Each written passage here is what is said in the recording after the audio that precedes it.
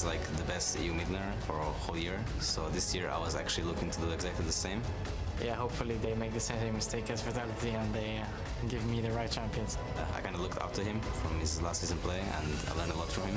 I know what he plays, he knows what I play. This mid-lane matchup is probably going to be the matchup of the year. I think it will show in the match against Gamers 2, who is the better player.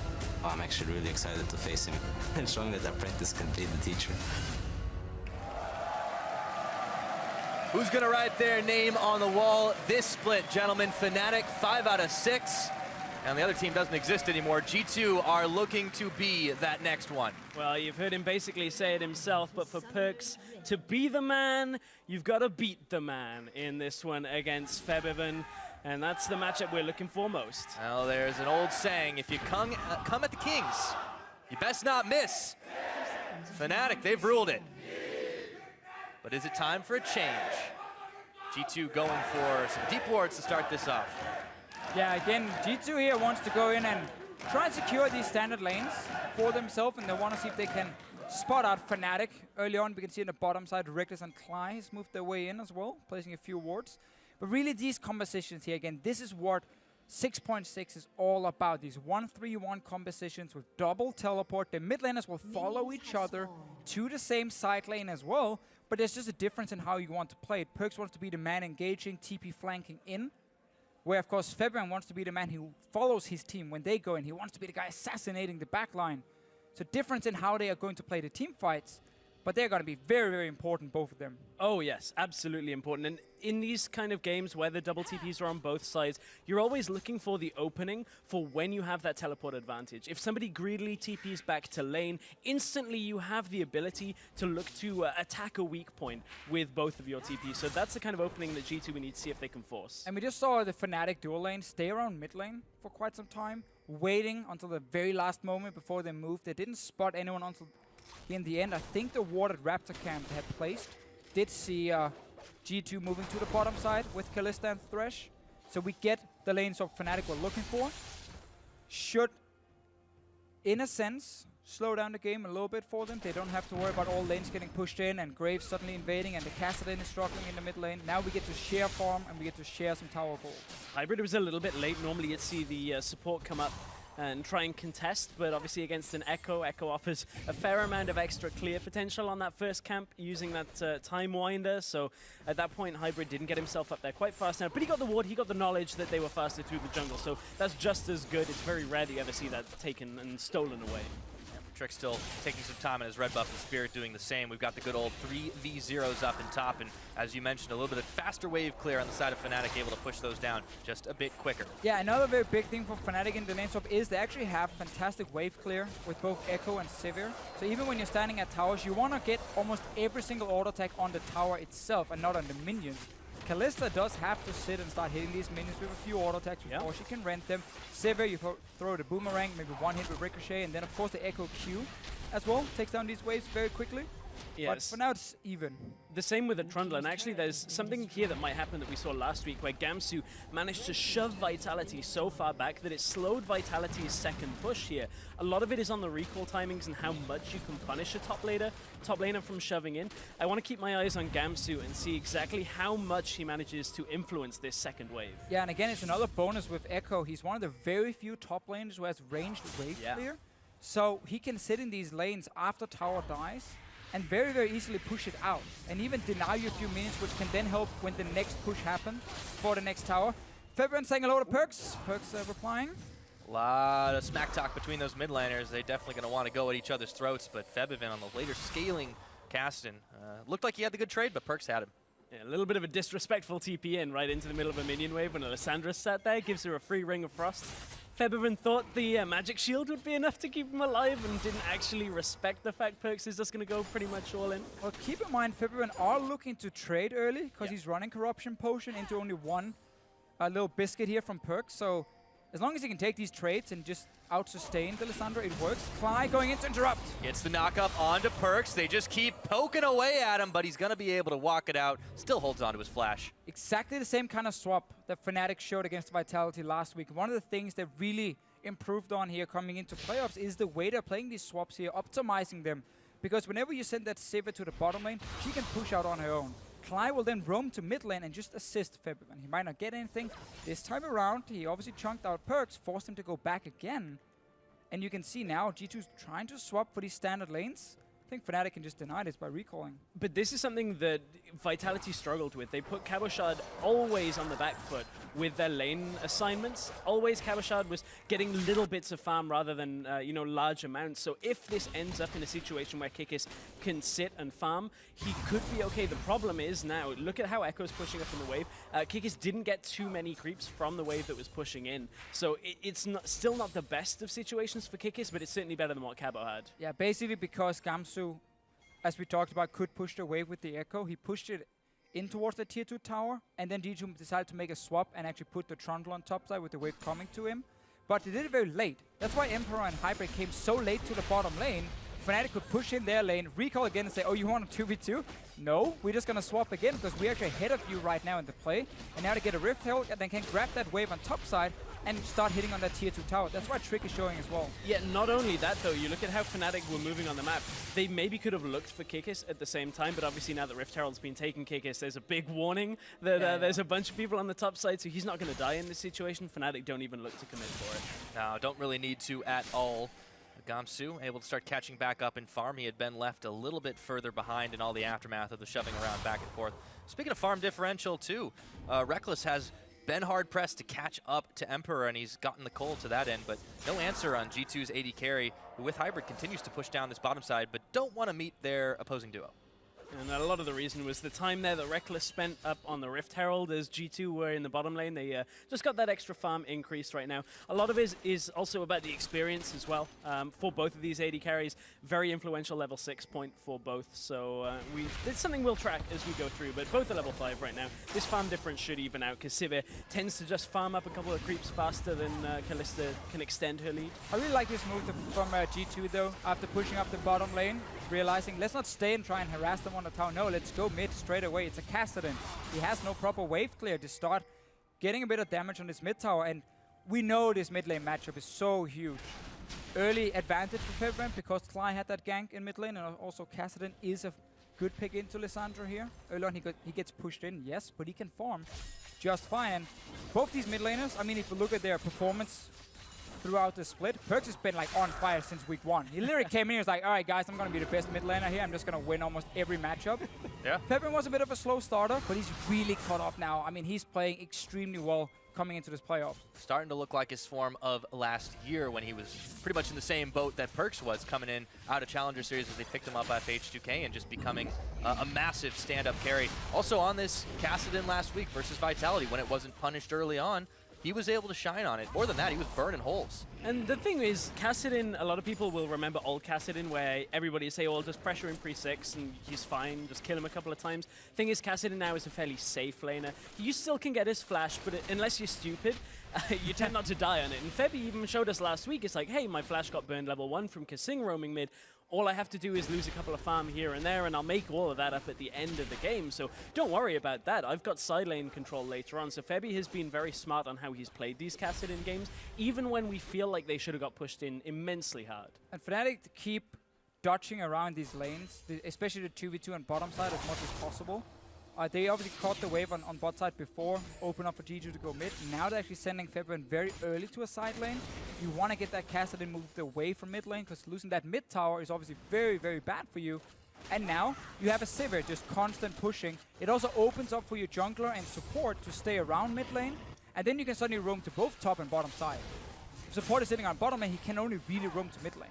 This is exactly though what Vando was talking about on the analyst desk. He was saying that, you know, Fnatic, one of their weaknesses has been their bottom lane getting caught out. And if you put them mid lane, it's a lot easier for them to stay alive in this situation. They play the side lanes off with, you know, the top and mid laner. And Fnatic seem to be fairly comfortable doing it, but I don't feel like many people have been punishing it. Nobody's really been able to actually set up side lane pressure against Fnatic. And I guess we've only seen Vitality try. Yeah, obviously Vitality didn't really show up in playoffs here. I want to see if we're going to get Hurricane first from Emperor. I think if you want to keep Kalista to try and put pressure on the Kassadin lane, you keep Kalista and of course the two supports, or the support and the jungler here staying around him, and you try and push in that Kassadin and apply pressure on that lane. Hurricane first is a fine item for the extra wave push, but he hasn't gone back yet and bought anything other than those 2 daggers. Have to keep eyes on that one. But in the meanwhile, we'll turn our attention up towards the top side where the two tanks and bruisers start wailing on each other, but Kikis is the one who opts out of that one a little bit quicker with everybody getting their ultimates at this point. G2 starting to push up on bottom side. And this is the play we just talked about. You know, you have your Kalista pushing against the Kassadin, because if you put Lissandro side lane now, they just keep going even, really. Lissandro will have a slight push advantage, but now we have level 6 or 8 on Kassadin.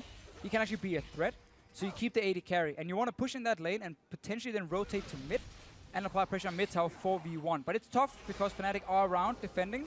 They're reading the play.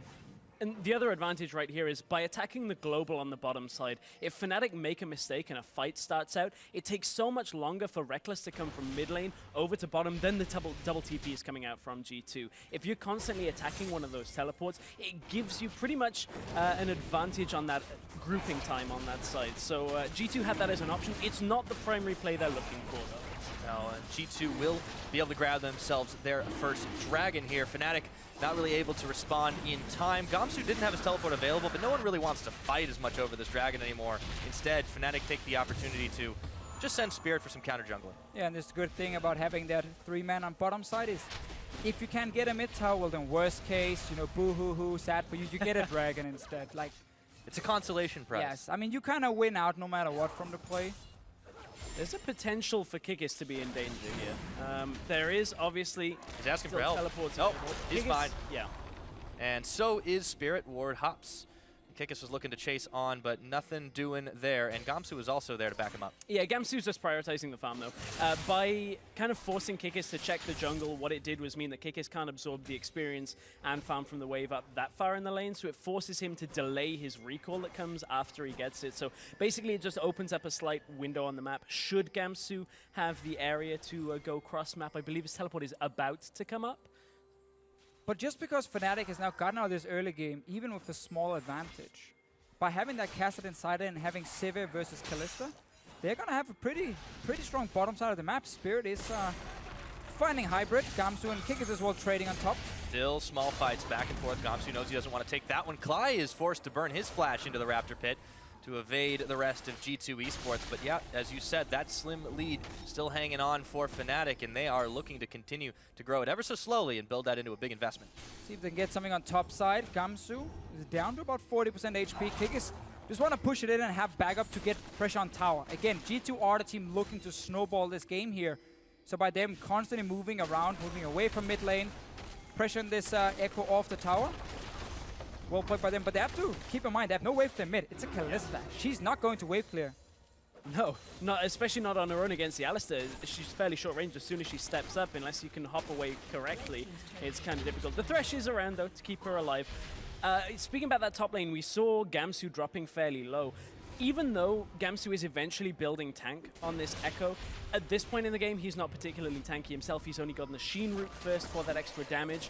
Not actually wanting to trade too much with Kikis, so it does mean in these early parts of the game, Gamsu still needs some extra time to get tanky overall. Especially didn't want to deal when Kikis was bringing friends to the top lane. So as a result, G2 do knock down their second turret of the game, get themselves right back even in that gold game, and they pick up a Rift Herald to top it off. We are seeing a G2 team, though, who through their 9 weeks of LCS, before we came into playoff, very often would have games where there would have been 3-4 fights already. Yeah, extremely aggressive in the way they were looking to gain advantages through skirmish. Here they've actually been playing the macro game. That little move before going top, and they're not looking for gank. They just want the tower. Yep. Hybrid goes back to mid lane because he knows that Kalista on her own cannot wave clear. But he also knows they can take top tower already, so he goes back mid, forces Fnatic off, and they just play this little game where they know they have the stronger early game. So as long as they're the ones being proactive, putting pressure on these towers, Fnatic has to respect that. And they can't overextend. I had no flash, obviously. And just a good little move again by G2, and a lot more macro focus compared to just fighting. This is the question we had for G2 coming into these playoffs. We haven't seen them play for 3 weeks, and we had to ask ourselves, was G2 still going to try and overextend and overfight and end up outplaying themselves? Remember, the last time this team lost, they were 5K up against Fnatic, and then Kog'Maw happened. Yeah, then Kog'Maw happened. They stepped in the back of the Baron pit and ended up suiciding in a 1 game. Luckily, that is gone. Yeah, that was. We're not going to see that anymore. Yeah. Thanks, Rito. Yeah, I'm glad that one's not there. But now we've got Echo, who's you know, not quite the same impact, but certainly He's a different kind of problem. pretty strong as well. I mean, the key thing with this tank Echo is that Echo is a champion that was meant to have specific sets of weaknesses, that he's either meant to dart around a fight and kind of jump in, jump back out because you can't take prolonged amounts of damage, and then ultimate yourself back to get the health back for more damage. Now you just sit in the fight and stay in the fight, stun 3 people twice over, ult back to get your health back, and still kill people with base damages from the passive. Yeah, I mean, he's strong for sure, but we got to look at items, obviously. Yeah. You know, Iceborne Gauntlet, Sunfire, that little combination is what a lot of these top laners use to become too strong, honestly. Yes. As an AD carry, often you don't feel very useful in team fights, trying to hit a tank with like 200 armor. I think tanks don't feel very confident either. Well, that's why you have a Trundle. Yeah. Because then when you stack your armor, he takes your armor, and then he starts beating you with a club.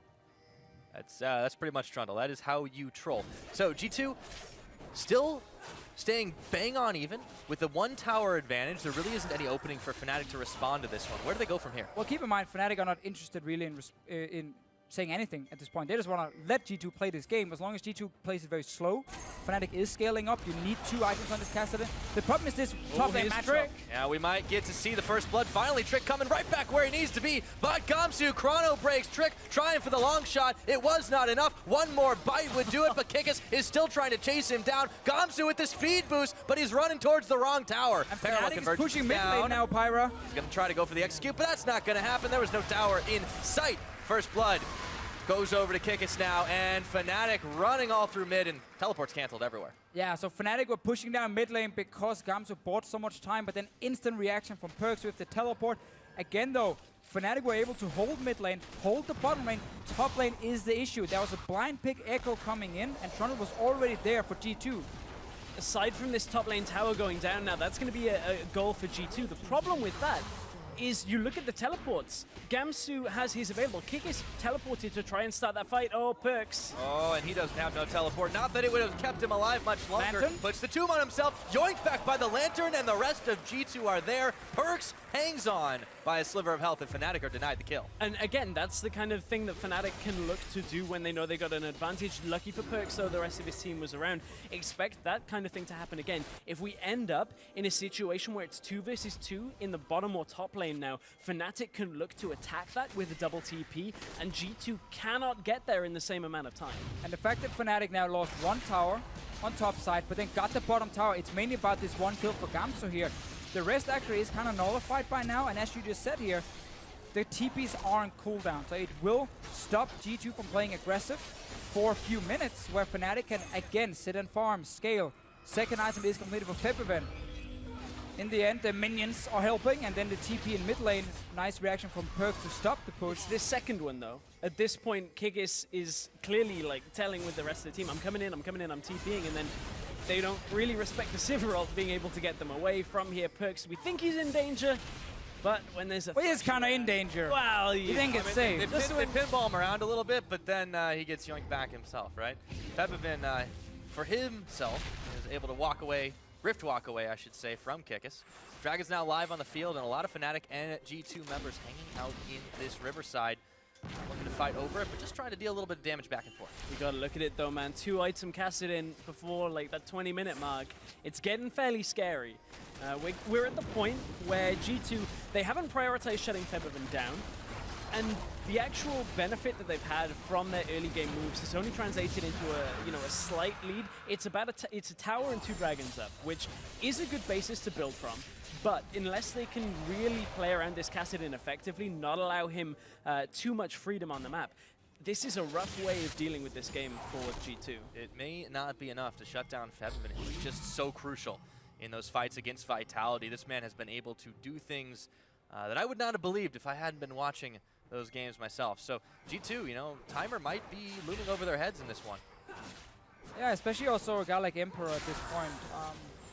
It's like an AD carry nightmare in the late game when you face Alistar, Kassadin, Echo. Like, you're not supposed to deal any damage, basically. You will get chased down by multiple members of Fnatic, and then it's all about what can this Trundle and this Lissandra do with their teleports. Can they actually get in the backline, take down Reckless? Or will G2 be forced into situations where you're just trying to survive?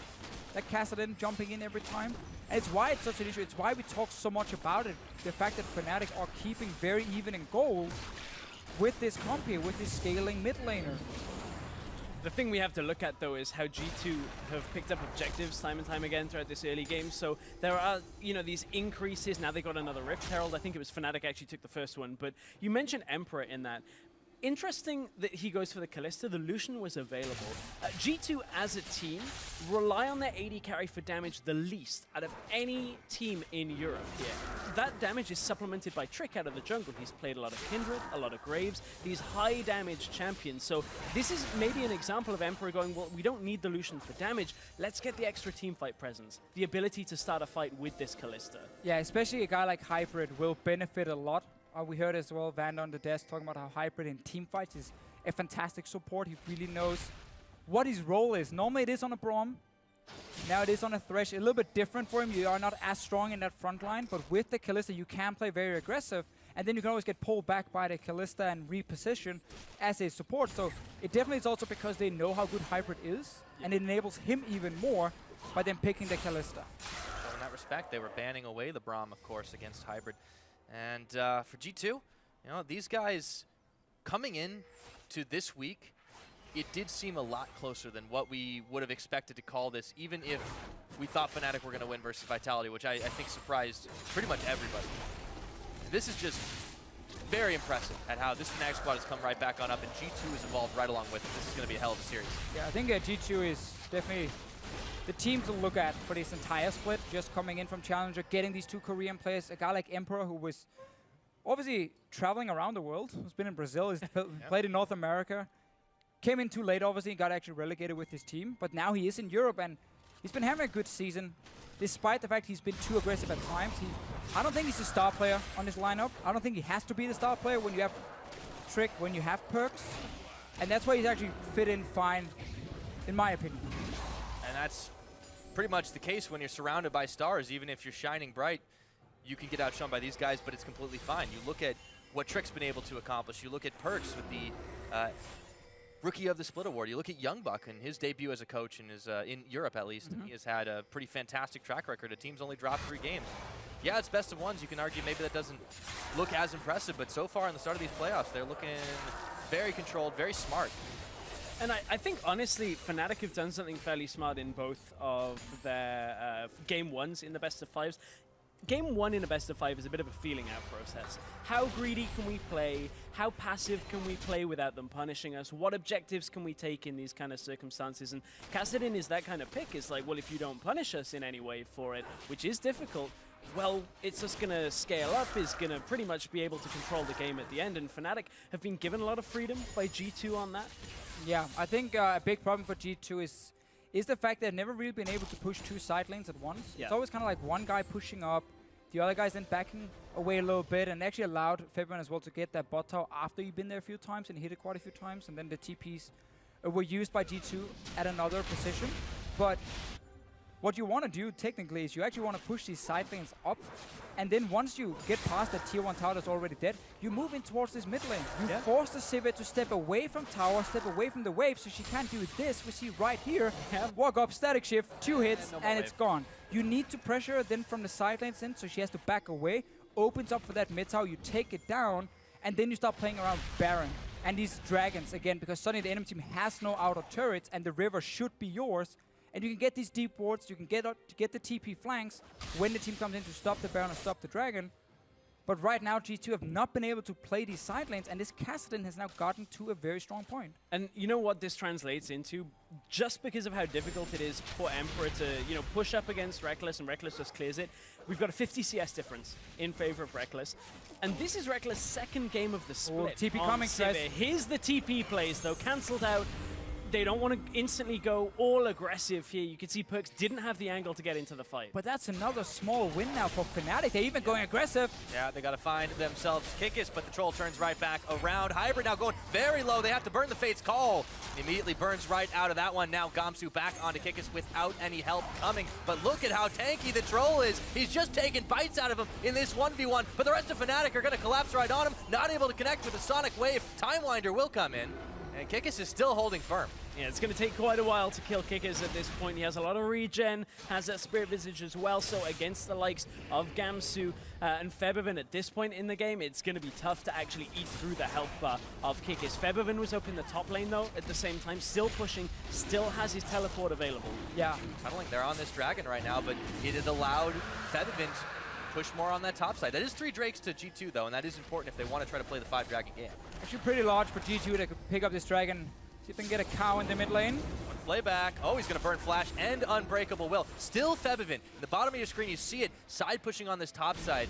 After 20 odd minutes of very back and forth, a lot of fight avoidance, things have started to break out here, and the mid lane turret's gone. But this freedom once again benefits Fnatic. I mean, okay, they haven't got their opponent's mid tower down, but they've never made a push for it. As long as they don't lose too much here off their second tower, they should be fine. Reckless steps up to clear. Kick back! Oh, Emperor! He's able to get out of this one. Now Trick will pick up Spirit on the back, and the rest of Fnatic are running scared. Febiven trying to get involved in this one. Locked up Perks, or Perks locked himself up, I should say, as Febiven and Gamsu now on the run. Gamsu yoinked back in. Trick blows him away. Febiven manages to answer on Hybrid, but that's not who you want to try to clean up the fights, and that is going to be a 2-for-1 in favor of G2. Very big things here in the fight.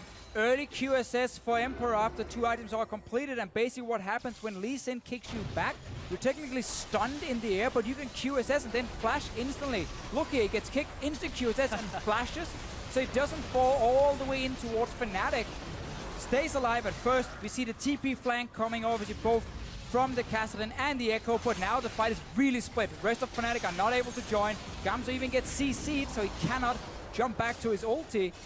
Febiven picks up 1 kill, but Fnatic here were definitely expecting to surprise G2, take out the AD carry instantly, and then QSS flash. Very good reaction time here from Emperor. And the issue there was Cly, after having to burn his ultimate, burn his flash earlier, took too much damage with Reckless under their own turret, so they couldn't supplement the damage. If Fnatic had 4 people coming in on that, that's where the Echo freedom and the Kassadin freedom in these fights comes from, is when there are too many threats to just lock down one person in a fight. That time, you know, G2 turned their attention to Gamsu, take him out. The fight becomes infinitely more easy. It was all on them trying to pick off Emperor, who really prioritized the QSS, the 3rd item picked up for him after the Hurricane, after the Blade of the Ruined King. And Emperor really fast fingers on that one, able to stay alive as a result. It's 3-1 in favor of G2 for kills. Slim gold lead still, but it's mostly been on those dragons and that 1 tower edge. Yeah, and we could see G2 saying, we need to start fighting, guys. So they actually TP'd in for that dragon at first. We could go a few minutes back. Fnatic disengaged, and then suddenly it looked very good for Fnatic. Could still push topside. They weren't interested in really fighting before that, because they also had a split pushing Kassadin, and G2 couldn't fight until they moved Perks all the way down, took that dragon, pushed up mid, and then we had that opening that Spirit started. And that's a fairly rare opening. Very, you know, infrequently do we ever see a team that do not have their teleports win a fight against a team that has both of them available when both teams weren't really in the situation to fight. And it was a good just initiation, counter initiation that came from G2. Also just the TPs for Fnatic, they were so far away from the fight itself, they didn't really have a ward perfectly set up to engage in, and now G2 has to basically play around this Baron, because again, they are looking for a fight where they can TP in with Perks and Kickers from behind. Starting the Baron, 1 blue trinket available for Febiven, he is nearby. Perks is now sitting ready in the bush. G2 really wants to fight here. Yep, Spirit couldn't get baited in. Instead, Kickers will have to settle for a consolation prize. And taking a whack at that pink ward, not able to get it all down to 0. Fnatic really wise to this one, not going to let G2 get away with that, and didn't even expend that blue trinket, so G2 have to go home empty-handed. 28 minutes into the game, and it has all started to settle around the big purple worm. But now we've got to look at how Fnatic can utilize side lanes against the TPs. Febiven is a little afraid to go up to this top side without Spirit being in close proximity. I was watching his movements up and down through the jungle, and without Spirit even remotely close, he was like, I don't really want to go up there, because if they have wards off to the side and can TP in on me, it doesn't matter that I'm Kassadin, I have no flash, and Riftwalk isn't enough to get me out of this situation if I'm up against the likes of a Lissandra and a Trundle who are going to kill me pretty quickly. I know you were making a kind of a strange face about the Kassadin build path, Deficio. You wanna? No. I was just getting afraid because he now had a void staff already. Yeah. Oh, I misinterpret it as it's disgusting amounts. It's the same face anyway. Yeah. Doesn't really I matter. just can't tell, man. I've known you for a while now, and it still doesn't make any sense. I only have one face, Pyra. Face of disappointment. Oh, ooh, that was like a shot in all directions. Well, hopefully this game lives a little bit more up to your high standards. Another minute and 15 seconds on the next Dragon available. G2 holding on to that 1K lead. They've been able to take Dragons pretty freely this game, and it gives them a lot of an edge once they picked up number 4 to start threatening for 5. Yeah, and something with these, again, double TP compositions where, as we talk about so often, it's about pushing these side lanes in, because once you push it up to an enemy tower, the river is yours. You can take the objectives, Rift, Hell, Dragon, even Baron. Getting early Dragons actually has more value then, in that case, if you are against a scaling composition, because it gives you that opening to force them into a fight where they might not be able to check every ward behind them, and then suddenly you get that great TP location, you start a good fight, and you use that to snowball by forcing them to come down and stop you when you are taking these Dragons. So obviously 4th Dragon is going to be a big objective now for G2. Fnatic have teleports ready. Level 16 Kassadin has been hit, so we are in the zone. You know, Fabian, he's ready. Oh yeah, he is so ready to start dealing damage. And Gamsu is so ready to get rid of everything in this game when it comes to crowd control or debuffs. He's picked himself up the QSS. Obviously very effective against the Trundle. He's going to want to be able to utilize that in the sideways, but the Lissandra as well in the team fight. Very good at dealing with an Echo. Oh, look at the TP here.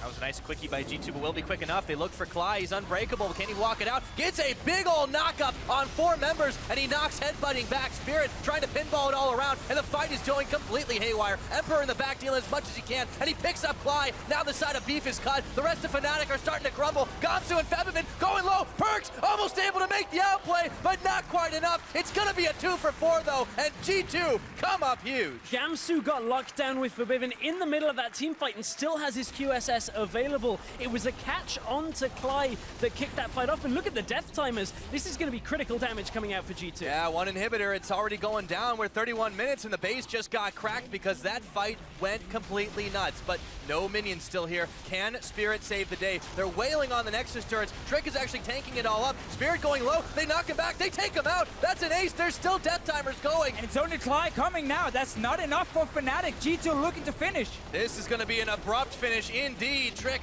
going a little bit low here, but there's no more damage left, and Clyde can only help but watch as the Nexus will fall, and G2 take a quickie to finish up game 1. That entire build-up around this Kassadin hitting level 16, you know, G2 were playing around the Dragons. What actually happened there in the end was that they had a big wave on bottom side that Fnatic were very slow to react to.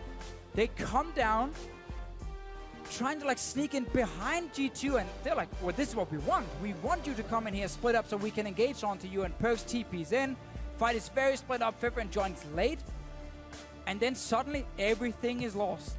Yeah, and a lot of that is you have 2 high mobility, team fight loving mages. You have an Echo who's playing tank and a Kassadin who should be able to survive a lot. They stand on top of each other. Lissandra is just like, oh, okay, well, we can crowd control these people in place. They're not dealing damage. The first thing Febby had to do in that fight, by the way, is ult out of the fight to reposition. Yeah, Perks went on to him. Lissandra ult straight away. So this, you know, this Kassadin in that fight actually didn't do too much. Yeah, and I wanted to actually get to the point where I was like, well, if they can lock down Febivin, something will be able to happen. And then all of a sudden, all of this careful build-up, all this planning, it completely is undone. And G2, after all this crazy macro game, they win it off a fight, of course.